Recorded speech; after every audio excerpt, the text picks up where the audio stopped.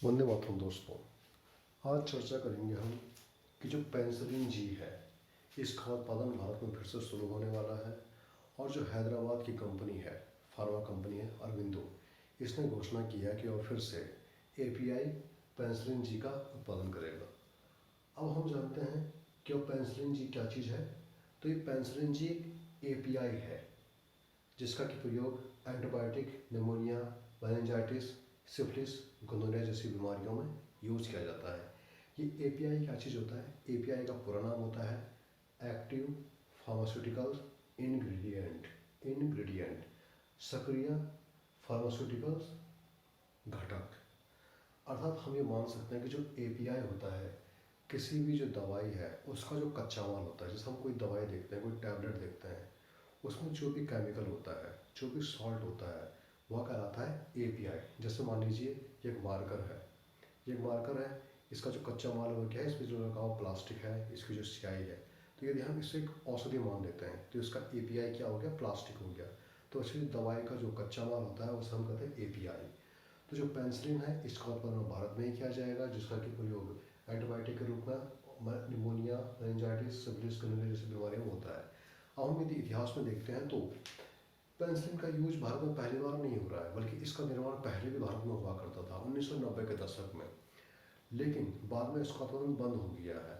और जो हमारी टोरेंट फार्मा कंपनी है, अहमदाबाद गुजरात की कंपनी है, यह अंतिम फार्मा कंपनी थी जो कि पेनिसिलिन जी का उत्पादन किया करती थी। लेकिन वर्ष 1990 के दशक में क्या हुआ कि सबसे पहली बात, भारत की जो एलपीजी पॉलिसी आई, एलपीजी अर्थात लिबरेशन, प्राइवेटाइजेशन और ग्लोबलाइजेशन, जो हमारी उदारीकरण वैश्वीकरण की नीतियाँ आई मनमोहन सिंह जी की बदौलत, उसके फलस्वरूप क्या हुआ, भारत के बाजार दुनिया के लिए खुल गए और दुनिया के बाजार भारत के लिए खुल गए।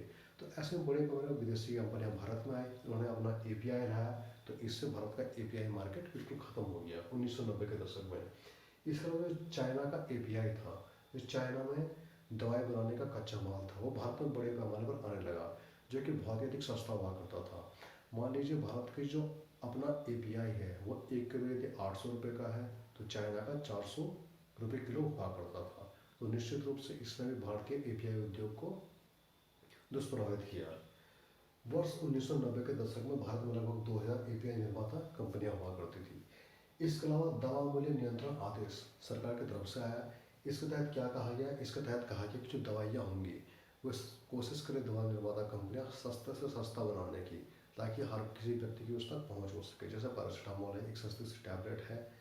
तो जब दवा मूल्य नियंत्रण आदेश जैसी बातें आई तो इससे क्या हुआ, जो दवा निर्माता कंपनियां थी उन्होंने चाइना का एपीआई खरीदना शुरू किया। एपीआई में आपको पहले बता चुका हूँ, एपीआई का अर्थ होता है किसी भी दवाई के लिए जो कच्चा माल होता है। इसके लिए मैं शब्द प्रयोग करूँगा एपीआई, आप कन्फ्यूज मत होना, आप कन्फ्यूज मत हो जाना कि एपीआई क्या चीज़ होता है। तो जब यह दवा नियंत्रण आदेश आया तो ऐसी दशा में कंपनियों ने बड़े पैमाने पर चाइनीज एपीआई खरीदने पर जोर दिया। इसके बाद फिर से आरंभ किया। क्यों आरंभ किया? सबसे पहले जब कोविड आया, कोरोना आया, तो उस दौरान क्या हुआ, जो अंतर्राष्ट्रीय आपूर्ति श्रृंखला थी एपीआई की, वो बहुत हद तक बाधित होने लगी। अर्थात हम दूसरे देशों पर निर्भर होने लगे ऐसी दशा में दवाई के कच्चे माल के लिए। इसके अलावा आत्मनिर्भर भारत का नारा भी आया, इसके तहत भी एपीआई उद्योग को विकसित किया जा रहा है।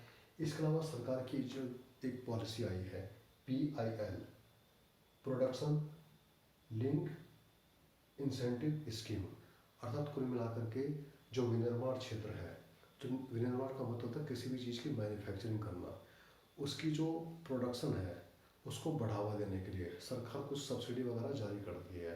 इसके फलस्वरूप क्या हुआ, इसके फलस्वरूप बड़े पैमाने पर घरेलू उद्योगों को विकसित होने का मौका मिला है। वर्तमान समय में सरकार जो प्रोडक्शन लिंक इंसेंटिव दे रही है वो लगभग 14 उत्पादों पर दे रही है। इसमें एक किण्वन आधारित जो दवा जो फर्मेंटेस करके बनाई जाती है, वो दवाएं कौन कौन सी होती है, जैसे एंजाइम हो गया, इंसुलिन हो गया, एंटीबायोटिक की जो दवाएं होती है फर्मेंटेशन आधारित, किण्वन आधारित होती है। इस पर सरकार प्रोडक्शन लिंक इंसेंटिव अर्थात कुछ सहायता दे रही है। वो सहायता किस प्रकार से है? 4 साल तक के लिए 20% की सहायता देगी, 5वें साल 15% की सहायता देगी और 6वें साल 5% की सहायता देगी। इस तरह से जो अन्य रासायनिक दवाएं हैं जो किण्वन के फलस्वरूप नहीं बनती हैं, उन पर सरकार 6 साल तक 10% की सब्सिडी या राशि सहायता प्रदान करती है। पेनिसिलिन जी एपीआई के संबंध में कुछ चुनौतियां भी हम घरेलू स्तर पर देखने को मिलती हैं। पहली चुनौती तो यह है कि लागत अधिक है। जो एपीआई उद्योग है उसमें बहुत अधिक प्रदूषण पैदा होता है, इसलिए ज़्यादा वहनीय ये होता है कि हम दूसरे देश से उसको आयात करें ताकि प्रदूषण कम से कम हो। दूसरी चीज़ ये होता है इसकी उत्पादन लागत बहुत ज़्यादा होती है, अर्थात कुल मिला के गहन लागत इस क्षेत्र में होती है।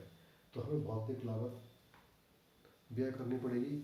पूंजीगत व्यय बहुत ज़्यादा होगा। पूंजीगत व्यय का मतलब हो गया कोई भी ऐसा खर्चा जो पूंजी पर किया जा रहा है, किसी भी संस्थान के निर्माण में किया जा रहा है। जैसे मान लीजिए हम कोई भवन बनाते हैं, उसे हम कहते हैं पूंजीगत व्यय।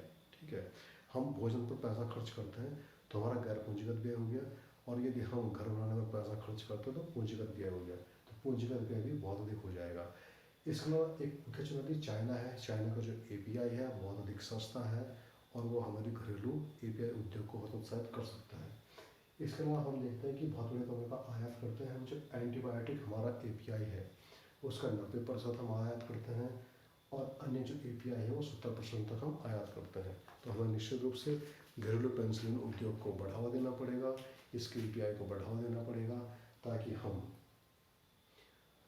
भविष्य में यदि कोरोना के समय जिस तरह से हमारी आपूर्ति श्रृंखला बाधित हुई थी, इस तरह से भविष्य में आपूर्ति श्रृंखला बाधित न हो पाए।